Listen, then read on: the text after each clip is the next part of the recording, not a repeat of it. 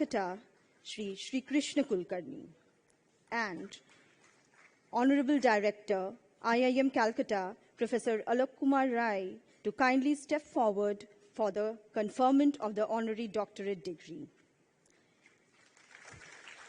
Our respected chairperson, Board of Governors, is now requested to kindly present the ceremonial shawl to the Honorable Minister. Our respected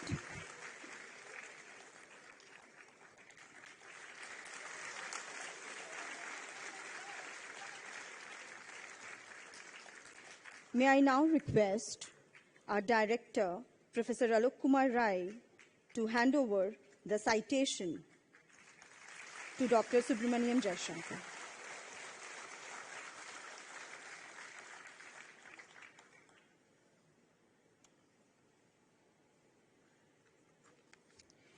May I now take the privilege to invite our honorable guest of honor, Dr. Subramaniam Jaishankar, to kindly deliver his acceptance address.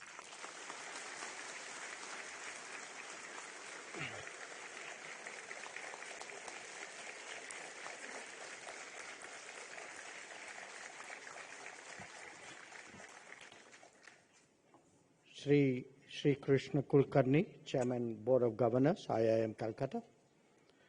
Professor Alok Kumar Rai, Director. Professor Bhaskar Chakrabarti, Dean Academic Programs. Professor Samantha Basu, Dean D&ER. Faculty, dear students. It's an enormous privilege to be awarded the degree of Doctor of Philosophy, honoris causa, that too from such a prestigious institution like the Indian Institute of Management, Calcutta.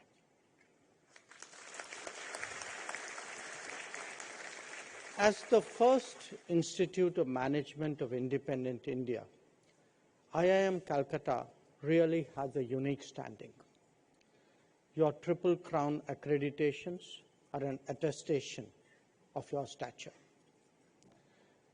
As for your alumni, and that was a conversation we had yesterday evening, as for your alumni, I readily recall Indra Nui, a friend of many years, TV Narendran, who was my colleague in my brief business career, which was not mentioned in my curriculum vitae with the Tata Group, and Ambassador Ajay Bisaria, who was with me for many years in the Foreign Service. Of course, there are many more who have brought fame to their alma mater. And all of you, I know, will continue to uphold the standards of excellence. Now, my own life has been spent in the study of international relations and the pursuit of diplomacy. This was initially as a student, then for more than 4 decades as a diplomat, briefly, as I said, on the global side of business, and currently as the minister with the responsibility for the conduct of our foreign policy. In the course of this journey, my own understanding of this subject has evolved, and perhaps the sharpest realization is of the intricate connect between national capabilities and external aspirations. This is clearly not rocket science, but the complexity of that linkage and its relationship to policy options is something that is really brought home by experience.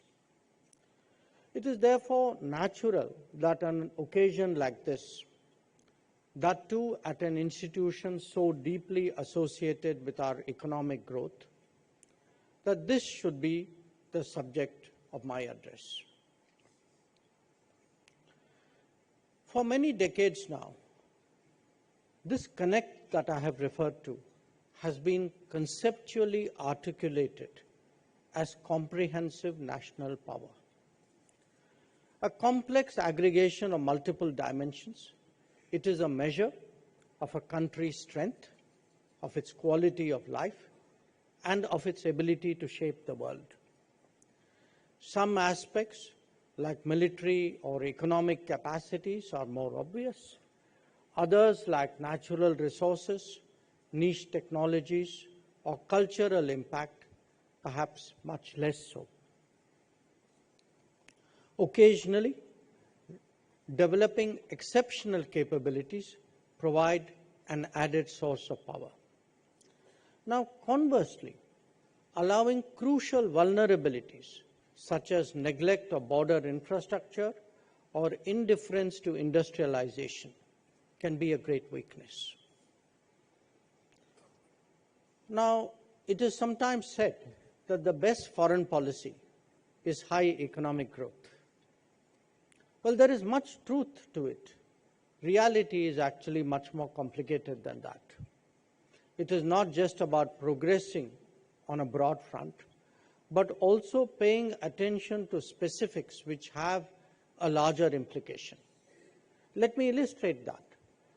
Contemporary debates today about chips, about rare earths, about connectivity illustrate this point. More than that, there is actually the question of fostering an underlying culture which determines a society's attitude, its habits, and its temperament. For all the talk about services, it is only by manufacturing that we can actually really appreciate technology, spread an industrial culture, and encourage innovation. And that is precisely why, in an extremely competitive world, the state of entrepreneurship at home is intrinsically linked to the pursuit of interests abroad.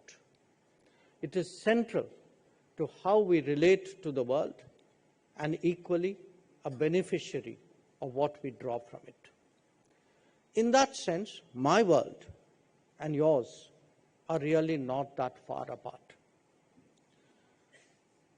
Let us turn to the global landscape and begin by recognizing the profound changes underway. This is an era where politics increasingly trumps economics, and that's not a pun. Decisions are now being made not merely on costs, but taking into account ownership and security.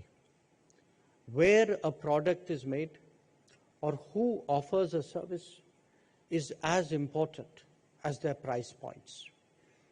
When de-risking overrides the logic of efficiency, the mantra of just in time actually gives place to the caution of just in case. Of course, globalization still exists because it's too far gone to be rolled back. But with powerful counter forces today brought into play, far from being an aberration, these trends have only just started and will probably pick up pace in times to come.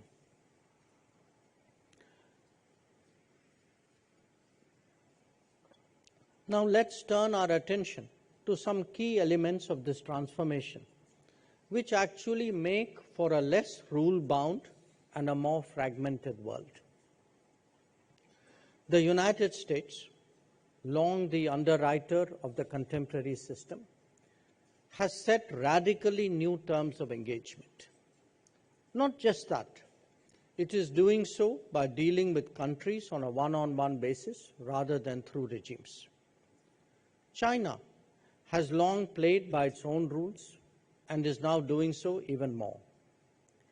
In the ensuing scenario, other nations are unclear on whether their attention should be on the visible competition or the trade-offs and understandings that punctuate them.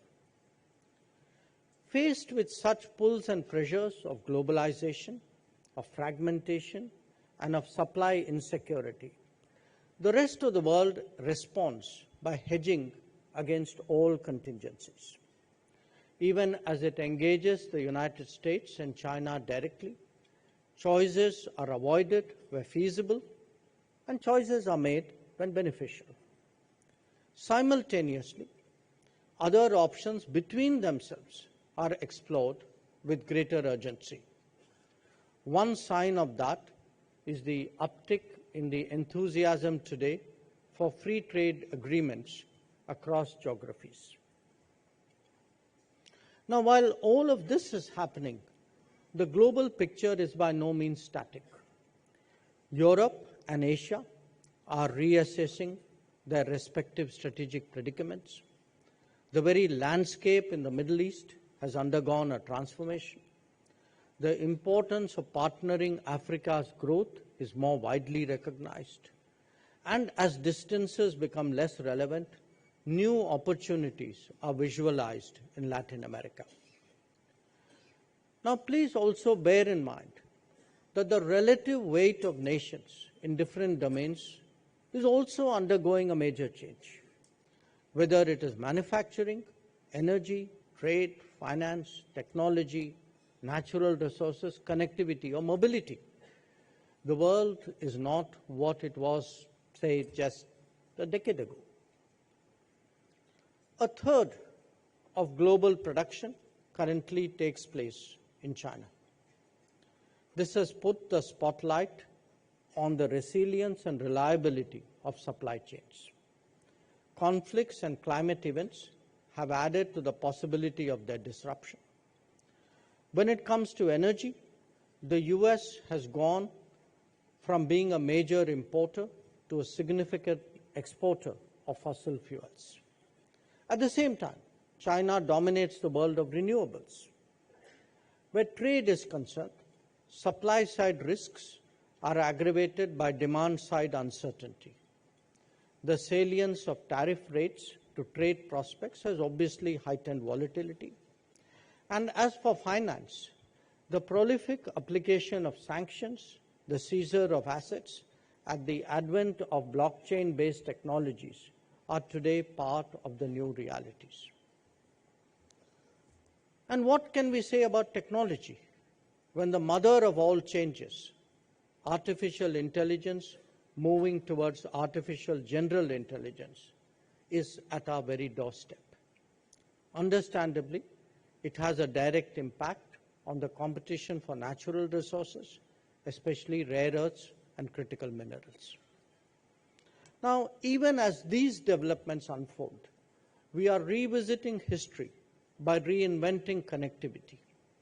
The hardwiring, designed by the vested interests of imperialism, needed to change as new centers of production and consumption came up.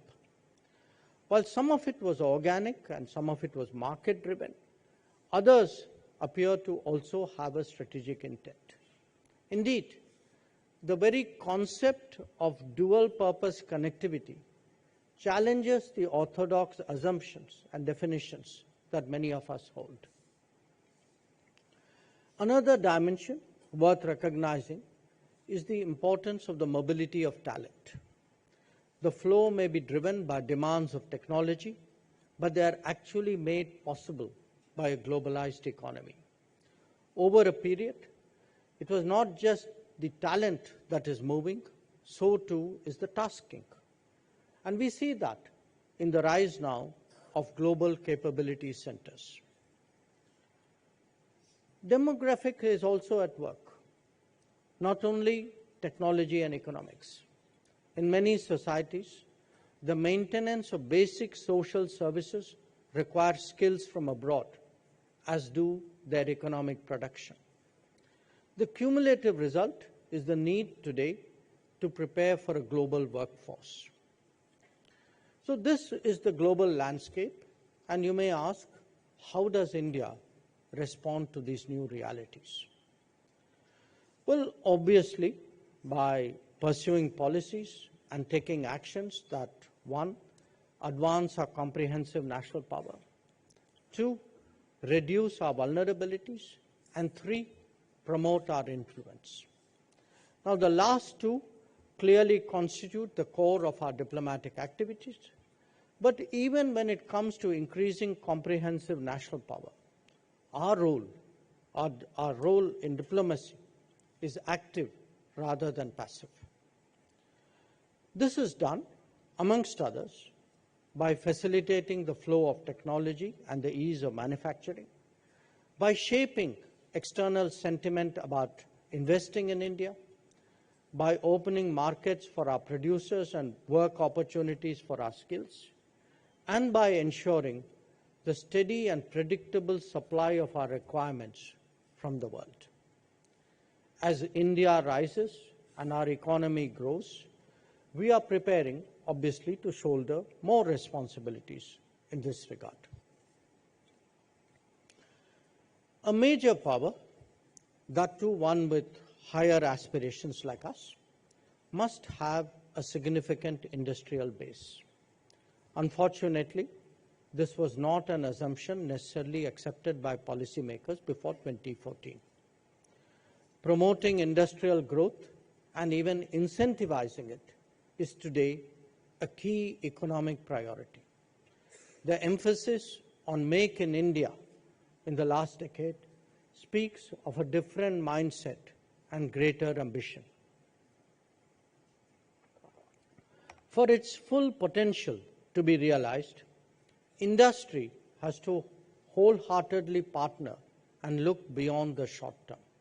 It must help build the domestic supply chain even as we seek to participate more in the global one. As it strikes roots, Make in India is strengthened by research in India, innovate in India, and design in India. Not all missed opportunities of the lost decades of the last century can be recovered. But there is considerable scope, believe me, to play catch-up, especially in selected domains. At the same time, attention is being paid to advanced technologies, to advanced manufacturing, so that India does not perpetually lag behind. We are now in the world of chips and semiconductors, electric vehicles and batteries, drones and space, or that of nanotech and bioscience. Each of them offers opportunity to leapfrog and establish unique capabilities, which is why they feature today so strongly in the government's policy support. Where foreign affairs is concerned, technology and trade are among the metrics of our 3 T's performance evaluation, along with tourism. It is a measure of seriousness that our diplomats are so focused on constantly exploring opportunities and solving problems in these domains. For all of this to happen, it has also been imperative to rectify the shortcomings in our infrastructure. In fact, that was the crucial differentiator in many ways with respect to the more successful Asian economies. But in the last few years, that gap is narrowing. In fact, it is narrowing before our very eyes. Whether it is highways or railways, aviations or ports, energy or power, we are now moving ahead by any standards. And I can tell you by personal experience that the world is indeed taking note. Getting across the India story to investors is a responsibility that we also take very seriously in the diplomatic routine. That involvement can at times also extend to hand-holding in respect of important projects.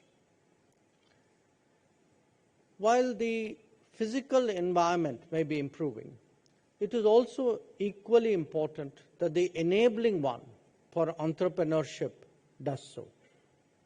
Making it easier to do business has been a consistent refrain over this last decade. This ranges from abolishing outdated rules and simplifying compliance procedures to limiting discretionary powers and encouraging deregulation. Side by side, a determined effort is underway to improve the ease of living for the average citizen. That is reflected in more efficient administration and better governance. But the game changer here has really been our digital public infrastructure. It has not only facilitated optimal use of resources and drastically reduced leakage, but also expanded the reach of social welfare measures. The role of digitally enabled governance in the transformation of India cannot be overstated. Whether it is nutrition support for 2/3 of our population, health facilities for more than half, social housing on a mass scale, benefit schemes for farmers, or unprecedented financial inclusion, none of this could have happened without the digital backbone. Significantly, our achievements in this sector are gaining increasing recognition abroad. We have started actually partnering with the Global South on similar initiatives. A crucial consequence of these developments has been the human resources sector, which is at last getting the attention that it has long deserved. It starts at the bottom of the pyramid, where there is far more effective delivery of basic needs, including nutrition, health, housing, and connectivity. As literacy and education rates in our society improve, there are direct implications for the quality of our workforce. Educational institutions have actually doubled in the last decade, but there is obviously much more work to be done. Skills enhancement has also become a focus in itself, both as policy and on the ground. Whether it is skills or educations, there is much to be gained by international collaboration, as in fact the history of this very institution can testify. We have consequently been active in assisting foreign universities and skills institutions to establish their collaborative or other presence in India. The initial results are already visible. As international demand for talent and skills increase across professions, we are obviously today in a much better position to meet it. In fact, addressing the needs of the global workplace is a major diplomatic goal for us. It is reflected in the mobility agreements that we have reached with many countries. Moreover, as more Indians go out in the world, we must arm them with greater confidence, ensuring the welfare through evacuation in conflict situations, or indeed the manner in which we looked after them during the COVID pandemic. These send a very strong message to our citizens who go out in the world. Now, just as power has a comprehensive definition, so too does the concept of security. Nations, again I stress, especially the large ones, need to be reassured when it comes to energy security, food security, health security, or for that matter even fertilizer security. That means ensuring the smooth working of supply chains and negotiating long-term arrangements and understandings. The COVID pandemic tested us in that regard when it came to vaccines, just as the Ukraine conflict impacted our energy access. By securing vaccine ingredients and accessing additional energy and fertilizer sources, we actually demonstrated that a responsive foreign policy can indeed deliver for every citizen. In an uncertain world, it is all the more important that we continuously diversify supply sources to ensure, to actually guarantee our national needs. With these considerations in mind, we are today endeavoring to forge new trade arrangements and promote fresh connectivity initiatives. While they certainly represent key facets of our policy priorities, it also speaks for the importance that the world attaches to ties with India. As we ascend the global economic hierarchy, the case for them will only get stronger. These exercises have long-term repercussions and therefore need to be embarked upon with great judiciousness. When it comes to trade, we will naturally be guided by our people-centric vision, just as our connectivity plans will be by strategic as well as economic considerations. Among the methods of promoting India abroad is through extending lines of credit and offering grant assistance. And you could ask me, why is that so important? So I would like to share with you, because this is a core activity of my ministry, that many projects that have resulted from these efforts, in our neighborhood especially, have been crucial for connectivity with our partners. There are other instances where such support has helped to introduce Indian companies and their products to new markets. And not least, as our own capabilities have forged ahead in domains like power grids, water infrastructure, highway building, or railways, we have actually been able to offer cost-effective solutions abroad. Showcasing this new India is very much at the center of the diplomatic mandate. The link between national development and foreign policy will only get deeper as the world globalizes and as we all embrace technology. To a considerable extent, our prospects must take into account access abroad, whether to markets, to resources, to technologies, or even to work opportunities. At the same time, some of our solutions emerge through collaborations with global partners. They hold the potential of leapfrogging our growth in many domains. In a competitive environment, our well-being and progress are best assured by creating a benevolent external environment that involves understandings and calculations as they do give and take, which are what diplomacy is all about. At one level, we have to optimize our positioning vis-à-vis key global players and regions. Agenda-based smaller groups are also being created. At another, stronger linkages need to be nurtured with our immediate and with our extended neighborhood. And as we plan for Viksit Bharat in 2047, the goal of foreign policy is to steadily expand our footprint beyond its current confines. The solidarity that we have built up with the Global South creates a basis for doing so. As India develops, the world will definitely seek to engage us more intensively. While the key to our future lies in growth and modernization, a civilizational state must also draw on its history and culture. Technology and tradition must march together. Indeed, one reinforces the other. It is therefore essential that we think through the challenges ahead for ourselves rather than seek to emulate the models of others. We will be most competitive, friends. We will be most competitive when we find solutions that resonate with who we are. At the end of the day, Atmanirbhar Bharat is a mindset that a confident society will apply to every domain. And as we do so increasingly at home, I can assure you today that it will empower our diplomacy abroad.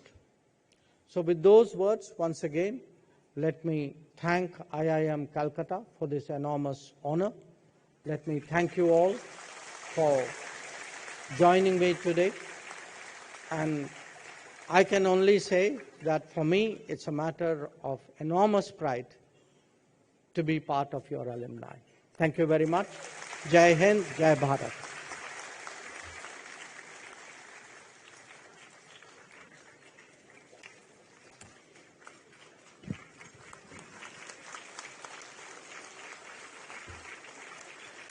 We express our sincere gratitude to you, sir, for the insightful and inspirational address, and for honoring this ceremony